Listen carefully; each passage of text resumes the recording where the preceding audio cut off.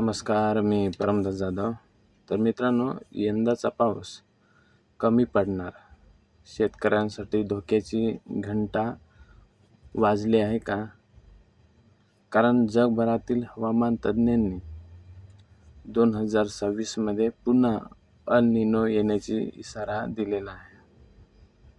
आणि याचा थेट परिणाम हा भारताच्या मान्सूनवर होऊ शकतोय. तर अल निनो म्हणजे काय?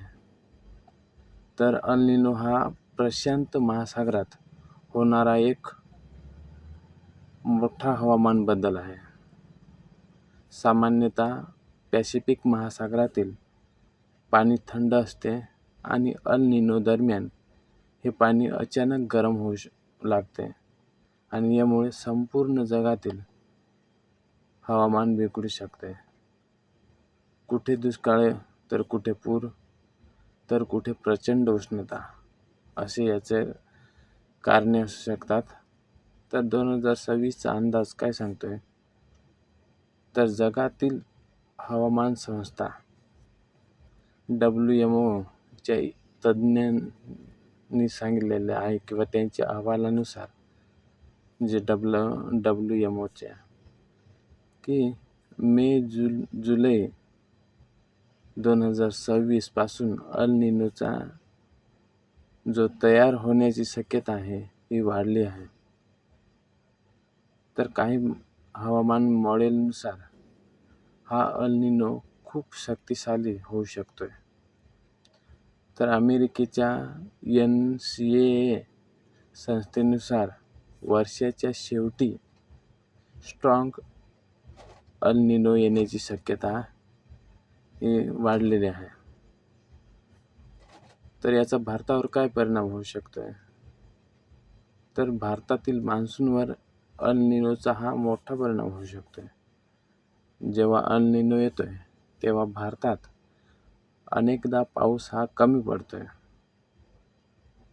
IMDच्या प्राथमिक अंदाजानुसार यंदा पाऊस किंवा मान्सून हा सामान्यपेक्षा कमी राहू शकतोय. तर याचा शेतकऱ्यांवर काय परिणाम होऊ शकतोय? तर जर पाऊस कमी झाला तर शेतीवर याचा मोठा परिणाम होऊ शकतोय. तांदूळ, सोयाबीन, कापूस, ऊस यासारख्या पिकांचे नुकसान होऊ शकते आणि त्यामुळे अन्नधान्याचे दर हे वाढू शकतात. महागाई वाढू शकते आणि पाण्याची ही टंचाई निर्माण होऊ शकते. तर सुपर अल निनो म्हणजे काय?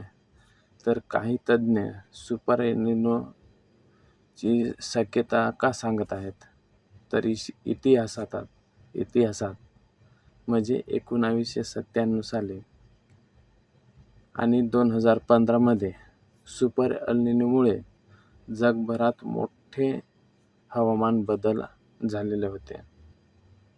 आणि यावेळीही जर तसंच झाला तर 2026 आणि 2027 हे जगातील सर्वात उष्ण वर्षापैकी एक असू शकते. पण अजून खात्री झाली आहे का? नाही. तर तज्ज्ञ सांगतात की सध्या अंदाजात अजून थोडी अनिश्चितता आहे.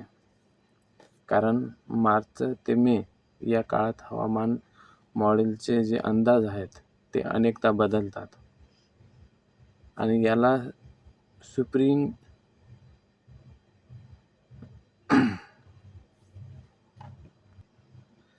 सुपरिंग प्रेडिक्टेबिलिटी बॅरियर असे म्हणतात.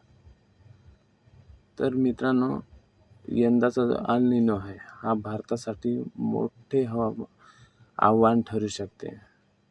तर पाऊस आणि उष्णता ही उष्णता जास्त असू शकते, पाऊस हा कमी असू शकतो आणि शेतीवर परिणाम अशा परिस्थितीत निर्माण होण्याची शक्यता ही हवामान तज्ज्ञ व्यक्त करत आहेत. तर तुमच्या भागात पावसाची परिस्थिती कशी आहे? कमेंटमध्ये नक्की सांगा आणि आपल्या चॅनलला सबस्क्राईब करा. धन्यवाद.